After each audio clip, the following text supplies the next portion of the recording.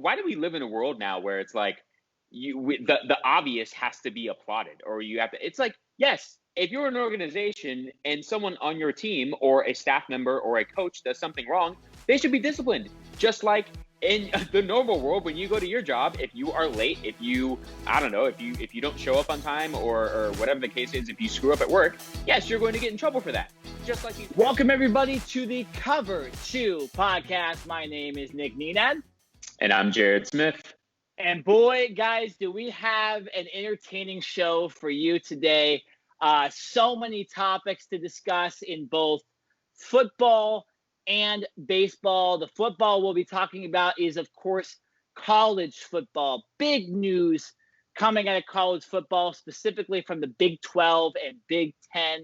Them saying they are not going to play football in the fall. The first two Power 5 conferences to say no football like normal. They have both cited that they might play in the spring, but some analysts believe that won't happen either. We will then move into some MLB news. Lots to talk about here involving some coronavirus stuff and some suspensions. We'll be getting into the Indians placing two players on the restricted list for leaving the hotel and breaking protocol. The first time we've heard of that. And there also have been some news with some suspensions involving three different people. But Jared, let's start with college football. Your thoughts today. It's been about a couple days now since we heard about the Pac-12 and Big Ten. Just your initial thoughts before we kind of get into discussion. Right, and I did want to, you did clarify it, but in the beginning you did say the Big 12 that was opting out. The Big 12 is opting in. Big Ten. It's the Big Ten and the Pac-12 that are opting to not play in the fall. And you're right, they have negotiations to play in the spring, but as of right now, that's so fluid that I would not trust that, and I don't know if that will happen either. I don't know where to begin with this, right? How can we have a specific conference playing, but then another conference not playing? And then it just comes out today that the NCAA director says there will not be any title games. And so when I hear that, I mean, think about this, Nick. Why do you play a sport? You play a sport to win a championship. Okay, exactly, right? Or, I mean, I guess some guys, if they're good enough, are playing to get to the next level. But while you're in college, while you're in that experience, you are there to win your conference, get into the college football playoff, and win the championship. And by not having any type of championships, whether it's the college football championship or even conference championships potentially, what are these guys playing for? Pride? I mean, trust me, like when I played, obviously I wanted to suit up 7 days a week, but we were playing for something. These guys now are not only risking their potential health, with potentially getting COVID, but they're also risking injury, as football is one of the most injury-prone sports out there because of its physicality. And so when you take that into account, and then at the end of the day, you're saying, okay, what are we getting out of this season? I don't see how the SEC, the ACC, and the Big 12 can sit there and continue to go forward with a season. I still don't see it happening. Like I for some reason, I think like next week, where it's going to come out to where these conferences are going to backpedal. And they're going to be like, you know what, this just isn't feasible. This isn't possible, because right now we've got 3 that are in, 2 that are out. It just, I don't see it making any type of sense. And like I said, maybe if there was title games going on, I can see an end of the road. I can see a light at the end of the tunnel of, okay, here's the prize. But there's no prize. It's just, hey, let's play a 10-game season, and then that's it. Like, I don't know.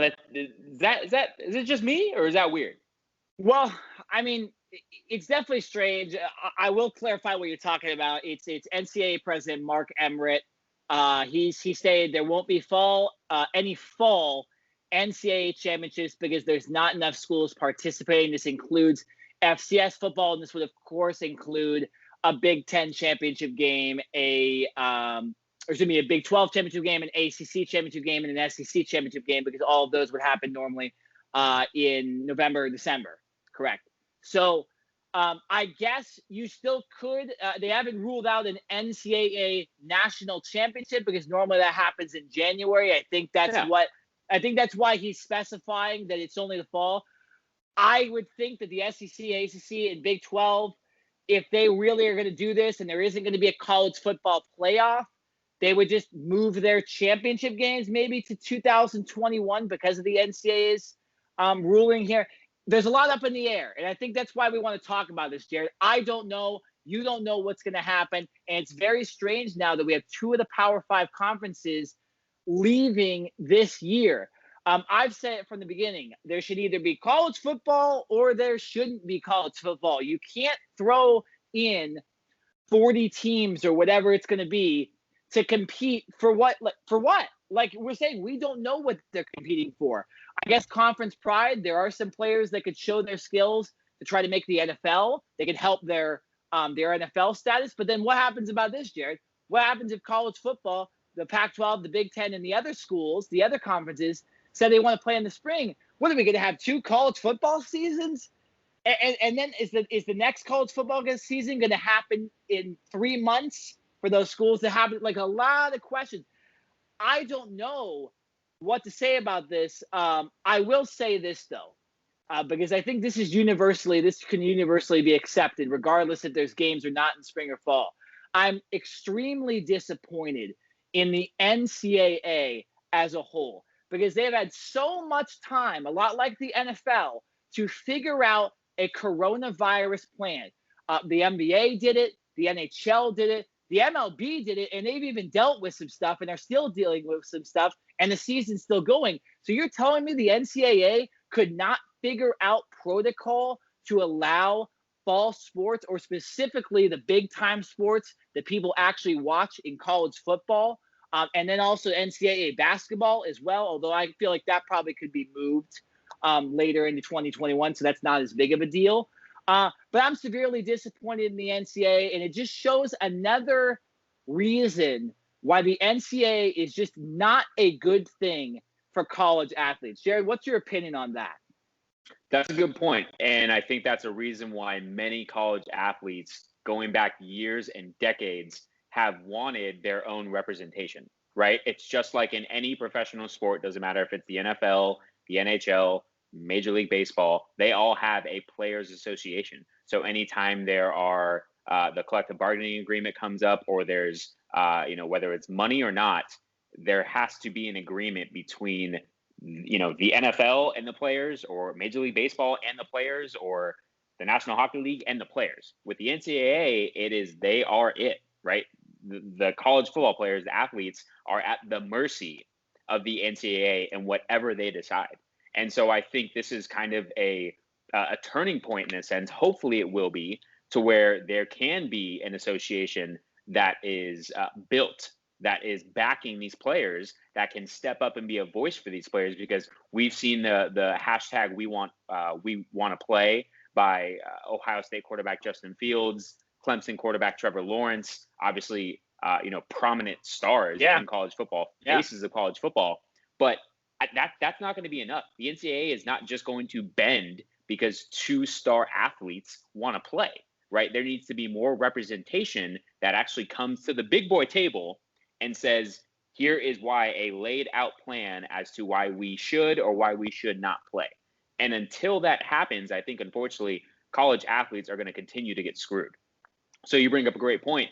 It's just they're at a stalemate. Right. And it's unfair for the conferences that aren't playing, right, where kids want to play. Let's get a little bit deeper here. Let's talk about the actual athletes, because there are many athletes, specifically in the Pac-12, that have come forward and said they do not want to play. They're listening to the scientists who have told them multiple times, it is not safe for you guys to play. You guys should not play. Right. And then, of course, you have other athletes that do. And so I'm not going to fault anyone that chooses to play or chooses not to play. But let's just talk about the Big 12 conference, the first conference to come out and admittedly say we're going to continue moving forward with our season. What if you're an athlete in that conference and you don't want to play? Do you lose a year of eligibility because you don't want to play and you don't want to risk your own health or potentially the health of your family members, right? I mean, are you going to be punished by not playing, by then losing a year of eligibility? I mean, would that then change your mind and actually make you buy in, right? Kind of make you go against your own will because you're like, well, wait a minute, I'm technically only in college for 4 years and I don't want to lose a year, so I now have to play even though I don't really want to, right? So I think there's a lot of questions that these players on a personal level have to answer before we can go anywhere. And I know many of coaches and people have said this, but this needs to continue to be reiterated. We need to listen to the players. The players are the ones on the field, right? The NCAA Board of Governors and the president and the directors, they're the ones that are sitting up in their suites and their lounges and their nice $2,000 suits with their shiny shoes, and they're sitting back and they want to be entertained, right? The athletes are the ones that are actually out there making the money, making the billions of dollars for the NCAA as a whole. So we need to listen to what the athletes want and not just go by, oh, well, there's money to be made here, and so let's play this conference, or there's money to be made here, let's try to do whatever we can. And how about we listen to the players and get smart? Absolutely, the NCAA needs to figure out the eligibility thing, because I almost feel like nobody should lose eligibility this year. To be honest, even if you do play in this weird ass season that they're going to play, I don't think this should count against your eligibility. If you want to go to the NFL, it's fine. But honestly, I think everybody should be able to keep their eligibility no matter what this year. That probably won't happen, but at least the players that say they don't want to play, they should not lose a year of eligibility at all. The NFL is going to at least pay its players, like we talked about last week, $150,000, which is nowhere near an NFL salary, but it's something. And that's what a players association will get you, like you mentioned, Jared. So yes, absolutely, the eligibility question needs to be answered by the NCAA. Will it? We don't know, because they're corrupt and they've screwed over athletes for years and years now. The one interesting thing about when we talk about players is the NCAA just this year is starting to allow them to use their likeness a little more. The players need to use that to their advantage and form a union. This is the time. I want every single one of those players, or at least the majority of those teams, to figure out a way to walk out on the NCAA this year. It needs to happen. With all of these conferences saying they're not going to play, and these bureaucrat CEOs that decide what college athletes are doing, no. That's BS. That should not be happening. I couldn't be more disappointed in colleges in general for just screwing up this whole thing. Here's another weird thing too. Sorry for the rant, but why if a campus is allowing students on campus for the fall semester, would they not allow the football team to play? I get football's contact sport and all that, but if you're going to allow students to party on campus and be in a classroom, why can't the football team, if they're tested, practice? Right? So there's a lot of weird unknowns with the NCAA, and that's why let's just get rid of the NCAA. I know this is a point taken, but this is the time. This is the time to do it, Jared. This is the time to do it, because they're screwing these kids over more than ever. And I love the guys like Trevor Lawrence and Justin Fields, who are arguably going to be the number 1 and 2 picks in the NFL draft, are saying they want to play. And they want the NCAA to figure out a way. It just, I could go on so much about all of this too. There's so many more little things.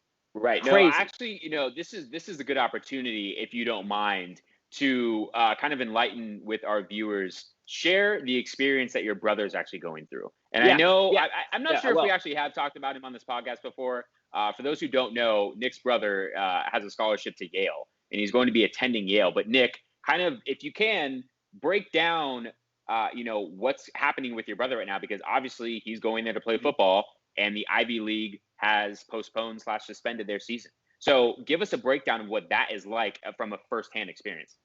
Yeah, it's been as crazy as you think, and there hasn't been a lot of information. Long story short, my brother's football season was obviously canceled, and it was canceled very early in this pandemic. Um, the Ivy League is not a sports, league, even though it's called a league. We all know the Ivy League is producing our presidents, our senators, and all these people. They don't necessarily care probably if they have Jeremy Lin in the NBA or an NFL player, right? Ryan Fitzpatrick in the NFL. That's not the Ivy League's goal.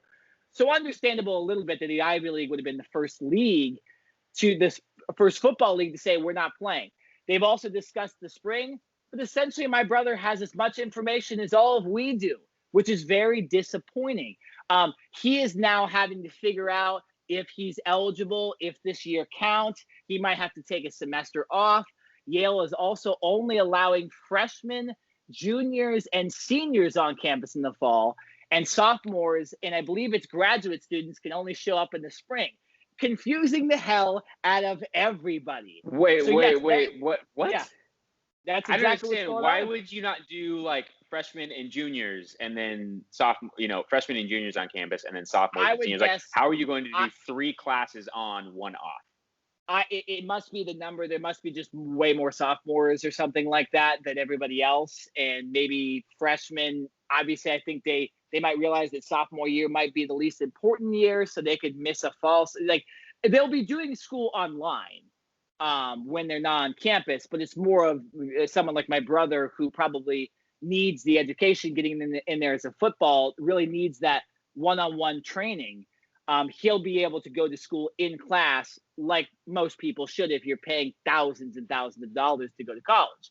But yeah, as far as sports go, to get back to that, they canceled sports all the way until the beginning of 2021.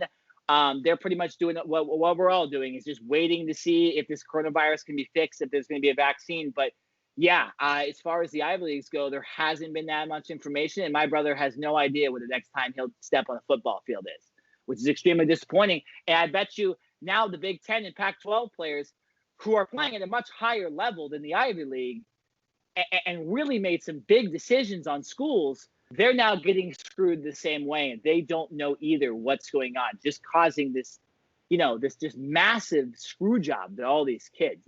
It's really is disappointing.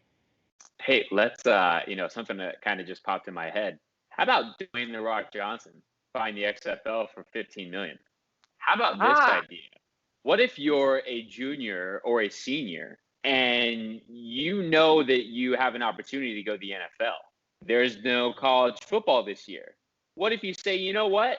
I'm going to take a semester off, or I'm going to graduate, or I'm going to figure out, I'm going to do whatever I need to do.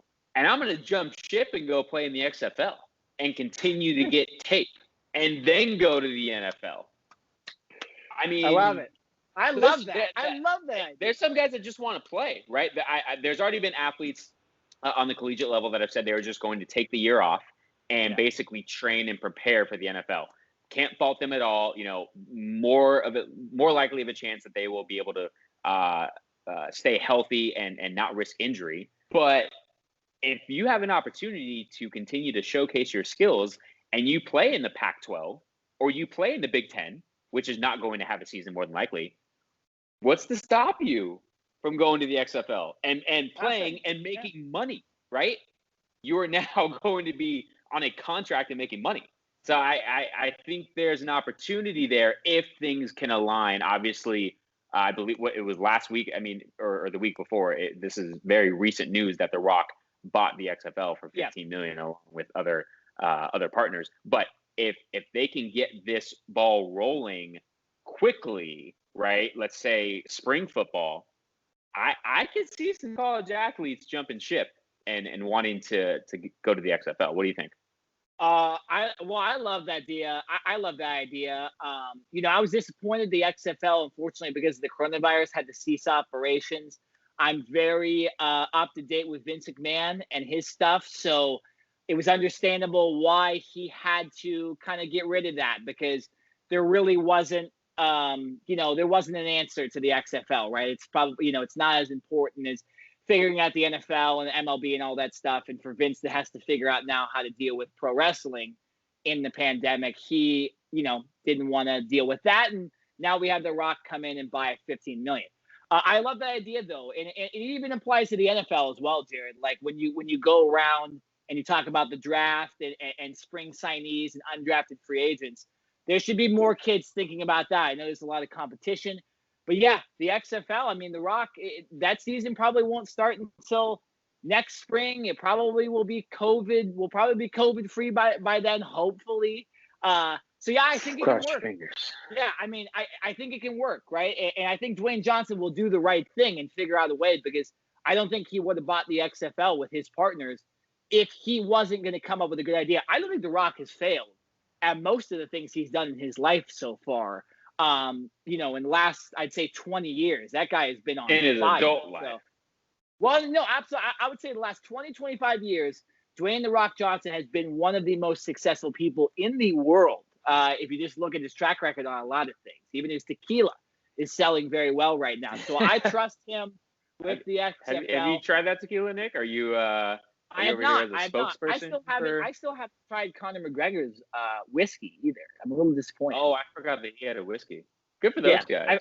I've heard it's not very good, but I gotta try it, right? Because sometimes I like things that aren't, sometimes we like things, right? They might not be as good, right? Like, and if it's cheaper, it's cheaper. I do want to get to this, Jared, before we switch real quick to get back on a more important topic than tequila and whiskey. The Big 12 did announce, because they were the first conference, like you mentioned, to really say they're going to play.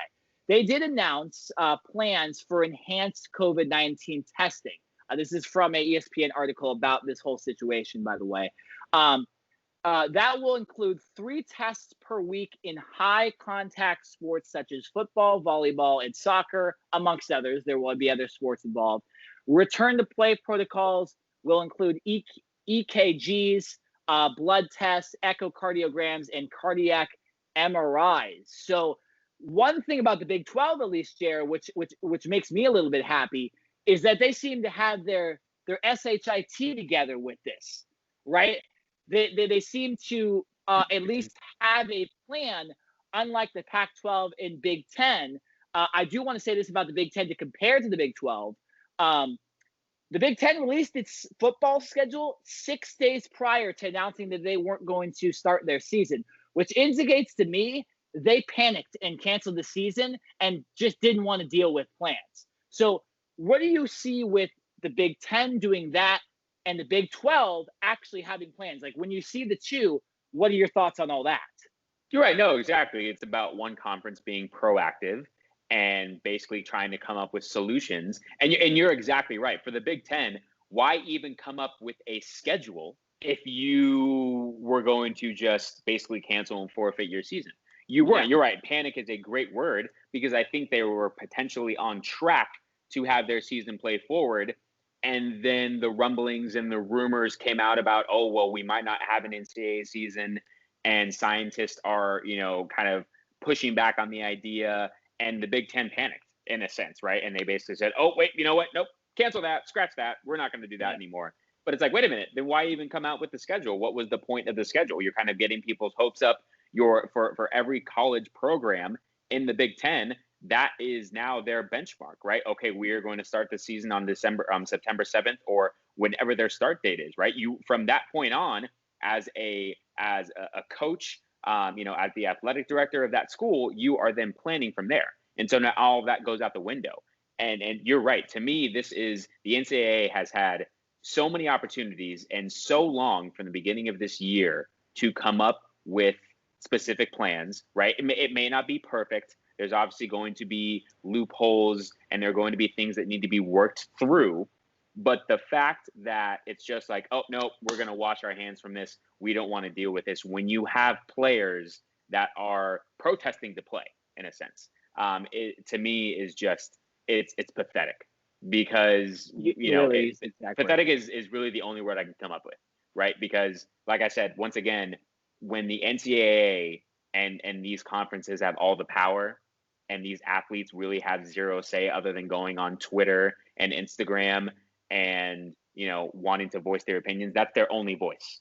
Other than that, it's almost like, okay, shut up. you're a teenager, or maybe you're in your 20 or 21. You don't know what you're talking about. You're just an athlete. Go play.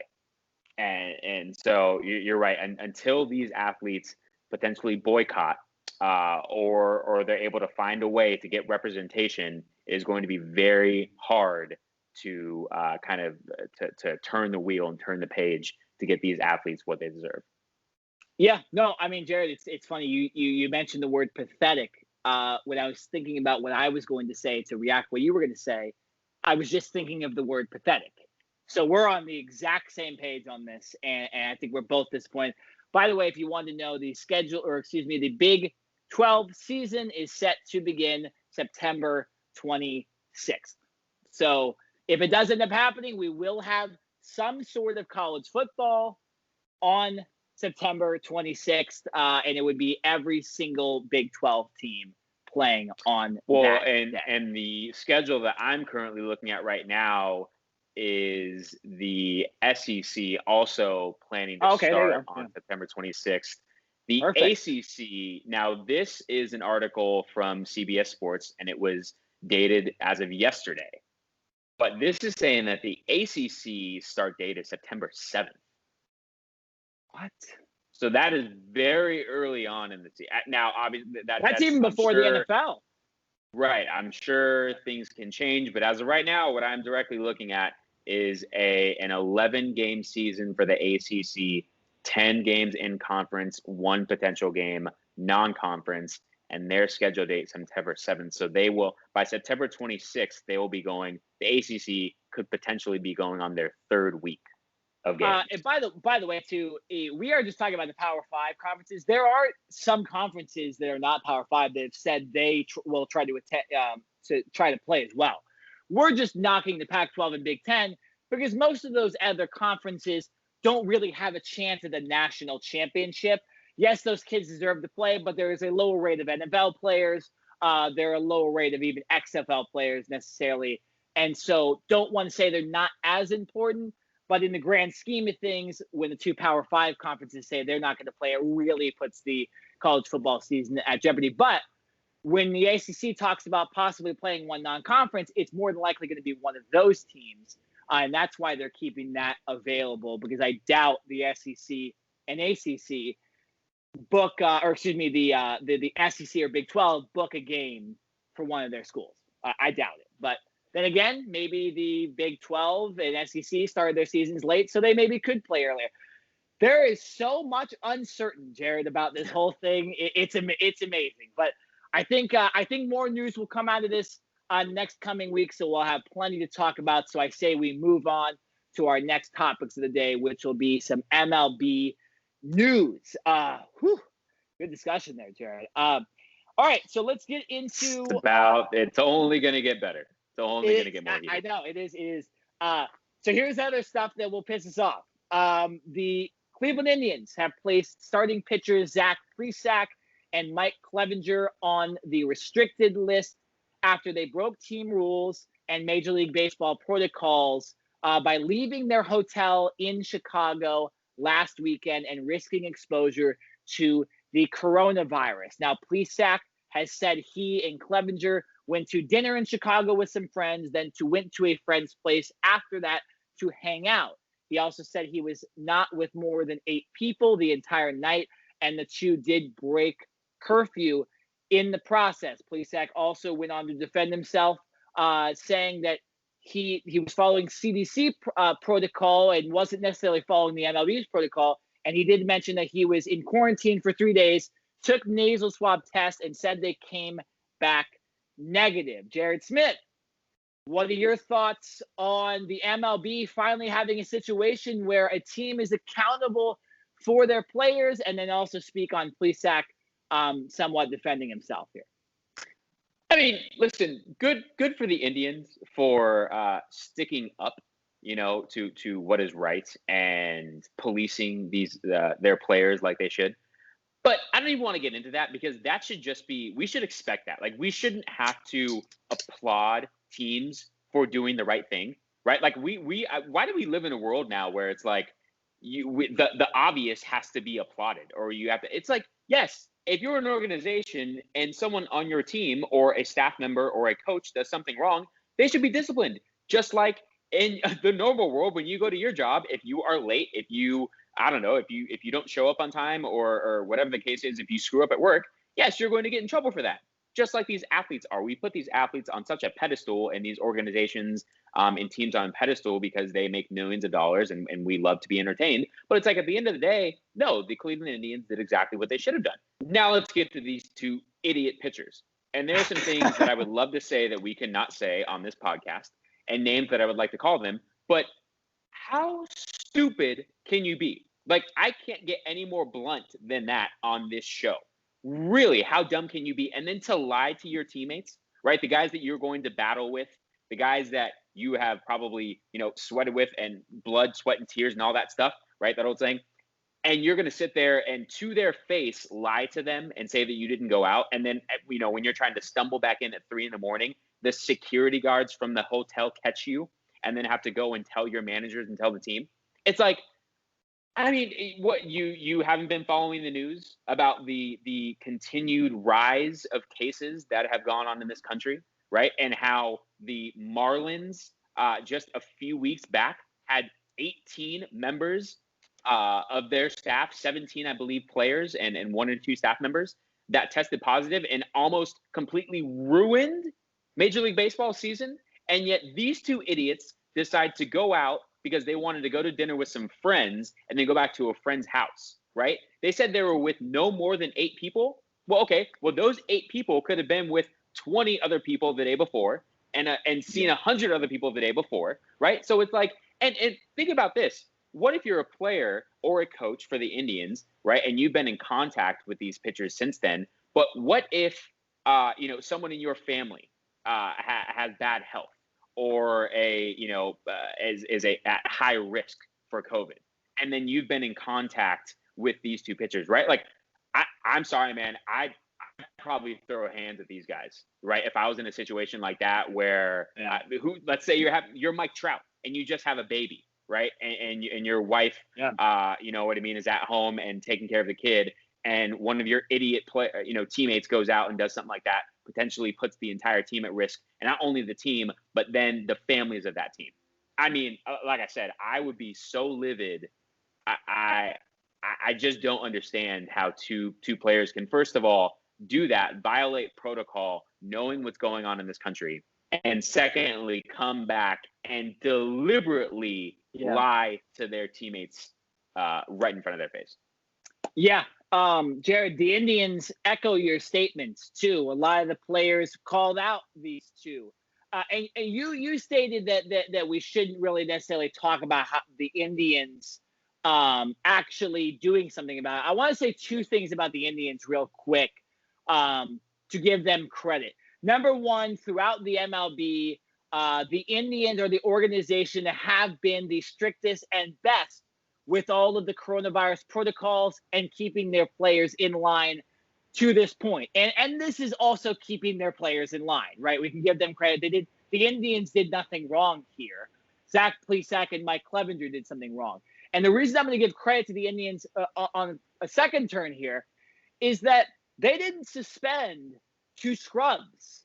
Zach Plesac in 3 games this season started an average of 7 innings per game with 1 win and a 1.29 ERA. Mike Clevinger is known as probably one of the top 25 pitchers in Major League Baseball, and their number 2 starter. So they didn't just say, hey, these 2 players or whatever. The Indians are saying, we're taking this so seriously, we'll take a hit to our win total just to make sure people don't get sick. So I am going to give credit to the Indians on that one.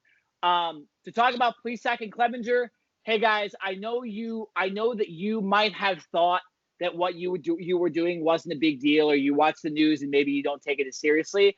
I'm not going to talk about certain people's beliefs or all that stuff. I'm just going to talk about the fact that you are in a position as a Major League Baseball player to do the right thing, whatever your beliefs are or not. We've said, and we talked about this, I believe, last week or 2 weeks ago, about how the MLB seemed to finally get it once the Cardinals had their outbreak. I still don't believe the Cardinals have played a game since No, the they last haven't. podcast. They have not. Yes. They haven't. So when you look at it that way, these players being this dumb, I would not expect, Jared, any more of these incidents after this. I think this is the one where the Indians doing this is going to show, hey, we're not dealing with this stuff anymore. Stop trying to have fun outside of it. Here's the other thing, too. Like, look at the NBA and NHL, right? 0 cases. And what are they doing? They're not even with their families. They're stuck in Toronto, Edmonton, and Orlando away from their families. Yes, a couple of teams have now been eliminated from the playoffs in both of those leagues, and they're going home. The MLB players, when they're not on a road trip, get to be with their families. The NBA players don't. The NHL players don't. The MLS players don't. They're stuck in quarantine in a city that most of them are not used to and in a hotel where they have to stay for 2-3 months. So it's a shame that Mike Clevinger and Zach Plesac cannot understand that and cannot understand what this means to Major League Baseball when we keep hearing negative stories and we're not talking about the play on the field, right, Jared? Like, I wish we were talking about how the the Oakland Athletics just ran off a 10-game winning streak. Or, well, we'll get to this in a little bit. The Astros have been playing like crap lately. I would love to talk about that. Instead, we're discussing players being dumb and players breaking protocol, and it just needs to end. The reason the NBA and NHL have been so fun to watch and successful is we don't have to deal with the BS on the other side. Sorry for ranting again, but it just, every single MLB player, I don't know how many times we got to say it, you have to deal with your life until October, when most of these teams will be out of it anyways, and then the other teams will be playing for something that's worth still staying in quarantine or whatever. They've also discussed the bubble possibly for the playoffs, which should happen. But, I mean, for this regular season, just follow the rules. I don't see it happening. I mean, what confidence do you have that after we've seen, the Marlins have come out now. And the Marlins have come out and basically admitted that they, whether you want to say they weren't taking it seriously enough or their protocols were not being followed strictly on a daily basis, they admitted that they were in the wrong. And then you have, the Cardinals, who also had multiple players test positive within their organization. And now we have these 2 idiots from the Indians. It's like, I don't have faith not be another instance before this season is up. Like, what gives you faith? I understand that what the Indians have done is kind of like a wow, like an oh wow moment of, okay, if you're right, if we can shut down 2 of our top guys that are really helping us win, if we can do that, then we can do it to anybody. I get that point. But in reality, we've seen now 3 separate organizations act like fools, at least 2 of them, because I don't necessarily know what happened within the Cardinals organization. But in the Marlins situation and now with the Indians, we have seen multiple athletes, multiple adults, okay? We're not talking about kids in college or kids in high school. We're talking about adults, professional players that get paid millions of dollars, act a fool. So, no, I'm sorry. I don't have confidence that this will not come up again. I hope it doesn't, because I would love to see this season finish and see a postseason and see some type of World Series. But I'm telling you, in a week or 2, we're going to come back on the show, and there's going to be another team that something's done happened, right? Some guy wants to go out and they're in Miami or they're somewhere, and instead of, going to the hotel and just turning on the TV and watching a movie, they're going to want to go out and get a bite to eat and do something dumb. Mark my words, it's going to happen. I hate to say it, but it's going to happen. I will say this, though. Again, it worked this time. The new protocols that Major League Baseball put in with these compliance officers and security, it worked, because obviously Plesac and Clevinger screwed up. They came back after curfew, and the compliance officer said, no, you're going home, right? We haven't seen the instance yet of a team allow players back, and we haven't had a scandal since the Cardinals yet. So far, I do give credit to the MLB finally for involving these protocols and it working, and I do give credit for the Indians. To the athletes, once again, like you're saying, you got to deal with your lives. it's only going to be 2 months. I know that sounds ridiculous, but you guys are making a lot of money. And there's 40 million people unemployed, and there's about 1 million new people every single day or every single week. I don't know what the statistic is. They're going on unemployment. You guys are employed and making a boatload of money. Stay inside, stay in your hotel room, and stop being dumb. Speaking of dumb, we continue with MLB news. Jared, we have our first brawl in Major League Baseball. We were wondering if it was going to happen, and it absolutely did. And this was a good one. Coronavirus protocols and all, social distancing and all. It was such thing as a good brawl, but okay. It was still a good brawl, right? Like, it wasn't like a couple players coming together like the Joe Kelly situation. If you haven't seen, go look it up. But Ramon Laureano, a very solid outfielder in the Oakland A's organization, was actually rated in the top 100 players this year. Was involved in a fight with the Houston Astros dugout, specifically hitting coach. It's his last name is Cintron. For some reason, I didn't write his first name down there. I'll get that figured out in a second. But the Astros hitting coach. What happened here was Cintron was yelling at Laureano from the dugout after Laureano was complaining about being hit for the third time in the series against Houston. And the second time in that game, he made fun of the young pitcher for not knowing how to throw a curveball, acting like telling him how to throw a curveball. This obviously incited the Astros dugout to call over Ramon Laureano. Laureano sprinted from first base and attacked the Astros dugout. This resulted in a brawl where there was not much social distancing, and we have suspensions. Now, Laureano came out and said that Cintron said things about his mother. Obviously, everyone. You don't talk about someone's mom. No, absolutely not. Everybody's on edge just with the Astros in general. Everybody kind of wants to fight them, so Laureano might have just found a way to do it. But in the end, Ramon Laureano was suspended 6 games. He has appealed that, so he's still playing. And Cintron was suspended 20 games. And he did not appeal it and is going to sit out the 20 games. Jared, your thoughts on this situation and the suspensions? When I first heard about this, I didn't necessarily know the details, and all I saw was a brawl going on with the Astros. And at first I'm like, oh man, this is just a team that wants a piece of the Astros. And then we come to find out the details. But when you just said that the Astros from the bench were basically egging on the Athletics to come and fight with them, right? I think the Astros are just fed up with all of it.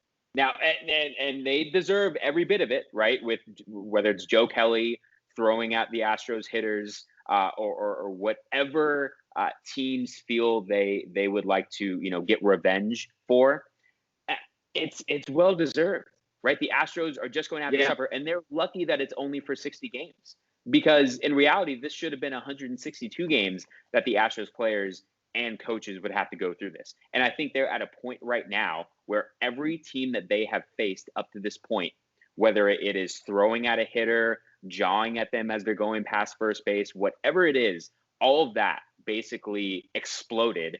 And the Astros are like, screw it. We don't care about social distancing anymore. We will take a particular fine or a suspension, but we're going to now fight back. And we're not just going to sit here and take the punishment and take the scrutiny. Now, does the punishment fit the crime? 20 games? And only a 60-game season? I don't know about that. I probably would have given him half, maybe give him 10. So I'm not so sure about the actual 20-game suspension. But does it surprise me that there was a brawl? No. Does it surprise me that it was the Astros who were in the first brawl of this 2020 season? No way. Not at all. It is what it is. Let's move on. This will not be the last time that the Astros will have to deal with this type of controversy or someone yelling at them or trying to mock them. And guess what? They're just going to have to kind of basically grow up and deal with it, because this isn't going away. And guess what? Next year, when there's a full season, it's just going to be even worse. Yeah. Jared, I mean, people are heated at the Houston Astros, and I think one of the reasons MLB suspended Cintron, who is the man that specifically egged on Laureano to come fight him, is because, number one, they don't want people contracting the coronavirus, right? They don't want No doubt. fighting, like we don't even see that during the regular season, guys egging each other on, telling them to come fight them. We rarely even see that. To see that in our situation now was very, very strange in the first place. To be honest, I don't blame Ramon Laureano for going after their dugout. I would have fought him too by now. I mean, if I was hit by an Astros pitcher, I would have charged the mound. If I was a pitcher, I would have definitely hit one of the Astros hitters. And if their hitting coach was egging me on and then hid behind all the players, that would piss me off too, Jared. Like that, I don't blame Laureano. I don't think his 6-game suspension should be lowered. I think that should be what it is. I think he deserves a 6-game suspension for fighting during the coronavirus pandemic. He needs to deal with that. But Cintron getting suspended 20 games, he deserves it. Here's another thing, Jared, that a lot of people don't know about. Cintron was one of the names kind of put out there as one of the masterminds behind the whole sign steal thing too. So I think in that case, just suspend him for the rest of the season. Yeah, he's done. So I think the MLB has a lot of these guys on the short list, like Jose Altuve and Carlos Correa, a lot of the guys that were implicated in that whole thing. And Jose Cintron Altuve having a horrible season so far. Oh. By the way, just Jared, isn't that throwing great? that out there. Jared, isn't that great that Jose Altuve is playing like trash right now? No pun intended, of course, with the trash fans, because they cheated. But so I think that's where you see Cintron's suspension so big, because I think they're saying, you're really playing with fire, right? Like, you cheated last year. You would probably, the more likely Cintron admitted that he cheated, and then he's going to come here and start a fight in the coronavirus pandemic and then hide behind all, like, everybody's like, dude, come on. We got to do something about you. So, yes, you're right. We will see more of this likely with the Astros. Hopefully, nobody contracts the coronavirus from all this. I think that would be terrible. But as long as we can have fights with the Astros without anybody getting sick, I'm good with it. Speaking of the Astros, too, to finish off the podcast, Joe Kelly, who was the first instigator in any Astros foolery here, he was originally suspended 8 games, which would be the equivalent of 20-plus games in a normal season. He appealed the suspension, and it was reduced to 5 games. And after that, he decided to go on his fellow teammate Ross Stripling's podcast, the pitcher for the Los Angeles Dodgers, and call the Astros snitches and rats amongst a lot of other epithets and a lot of other insults toward the team. So, Jared, your thoughts real quick on our boy Joe Kelly after getting his suspension reduced for intentionally trying to hurt the Astros players, coming out and doubling down and essentially saying he did it on purpose. Oh, yeah. All you could do is clap and applaud, right? Because any other person in that situation would have done the same thing, right? He wasn't trying to hide and say, oh, I just missed or the ball slipped out of my hand or anything like that. He knew exactly what he was doing, right? And Major League Baseball knew that it was going to more than likely be the Dodgers who were going to have the first crack at a retaliation. And so what's the point in coming out and lying? Just be straight up. Yes, just say that you were trying to hit one of their pitchers. You were trying to get revenge. You got your suspension reduced, right? So to 5 games. So listen, take it. And they're going to play the Astros again just because of the geographical location and because it's a short flight. Obviously, the AL West and NL West is going to play each other more times this year. So this will not be the last time. Joe Kelly will get another crack and another shot at the Astros. Hopefully he doesn't get suspended for throwing at him, but I would not be surprised if he tries to, throw a fastball at Altuve's head again and potentially see what happens. He doesn't seem like the guy that's just going to take the slap on the wrist and say, okay, I'm done. I can see him kind of pushing the envelope a little bit and seeing how much he can really get away with. Yeah, no, I mean, it's interesting with this suspension, too, because you see Joe Kelly suspended for 5 games. As a relief pitcher, that's a solid amount of games. And then you see Laureano, who literally charged at players and tried to start an entire brawl and did start an entire brawl, gets suspended only one more game than Joe Kelly, who didn't do anything besides throw one pitch behind Bregman's head. And to be honest, he lost control of the pitch over Correa's head. It was a curveball. I'm a pitcher. I could throw a curveball over somebody's head if I tried 10 times. I probably wouldn't get it 8 out of the 10 times. I'd probably throw it horrible or in the dirt or something like that. But it is interesting to me that the suspensions, we'll see what Laureano gets, but it would be interesting to see if Laureano gets it lowered, considering that he actually did something in the coronavirus pandemic to cause a brawl and to cause non-social distancing. And all Joe Kelly did was walk off and make a couple faces. And the Astros came over toward the Dodgers. So again, MLB kind of needs to figure out their stuff here. And I am surprised it was only reduced to only 5 games. I thought it should have been a lot less, considering that they suspended Laureano for 6 games with the chance potentially to get suspended less. What are your thoughts on that really quickly? The fact that Kelly and Laureano's suspensions are so similar, even though the instances are clearly different. No, listen, I think this goes back to last year and the rivalry with the Dodgers and the Astros, and Major League Baseball was going to follow that closely. Listen, you can say that Joe Kelly, missed with his curveball, but when you throw behind someone, I'm sorry, that doesn't happen that often. You may miss and you may, throw it in the dirt. You may throw it 58 feet instead of 60, and it might not actually cross the plate. But when you throw behind someone, that's a deliberate action. You're doing that on purpose. And yes, in the instance of the Athletics and the Astros brawl, that was not social distancing, and technically there, potentially could have been, coronavirus cases coming from that situation. But if you've got a pitcher that's throwing a 95-mile-an-hour fastball at someone's head, that can do literal damage to someone, right? So I'm sorry, but I don't put, getting a 95-mile-an-hour fastball to the head in the same category as a potential brawl where there's a chance that someone can contract the coronavirus. I think those are 2 separate things, 2 separate instances.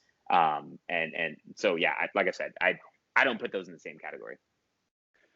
I can respect that opinion too, because you are right. Joe Kelly could have done a lot more damage to Alex Bregman than, say, a punch from Laureano. Obviously, excuse me, I dropped my AirPod there. Obviously, Laureano going in there and, potentially, if somebody does have the coronavirus, spreading it a lot easier than, say, running around the bases like normal. But I'll agree with you on this one. I do think that Joe Kelly's action might have been a little bit more worse for wear.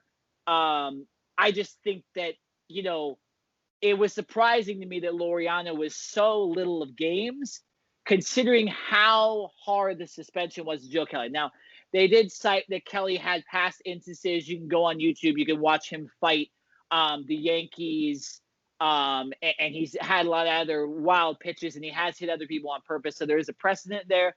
But I was a little, I still am a little perturbed at the fact that Laureano and Kelly's suspension is so similar, and especially if Laureano gets it lowered, that will irritate me a bit. Now, Jared, I wanted to end the podcast, but we do have a little bit of time talking about this Seahawks player today. Oh, okay. You stole my thunder. You stole my thunder there. We haven't done a final thought in a minute, but I'm glad that you brought this up, because I did want to talk about this. So go ahead. I'll let you speak on this, because I'm going to trash the Seahawks, and I love this. What are your thoughts on this? I'll just let you take it away. We could just finish. So first of all, I'm more than likely going to butcher this player's name, because I've never heard of him before. He's a rookie out of Oklahoma State. His name is Kama Sivrand. Did I say that correctly? Kama. I have no idea. He is a scrub, and he got one going to go with that. I'll say it one more time. Kama Sivrand, who is a rookie out of Oklahoma State for the Seattle Seahawks. Now, obviously, all 32 teams are currently in training camps right now. They are all at their respective locations. There are no joint practices. You are only with your team.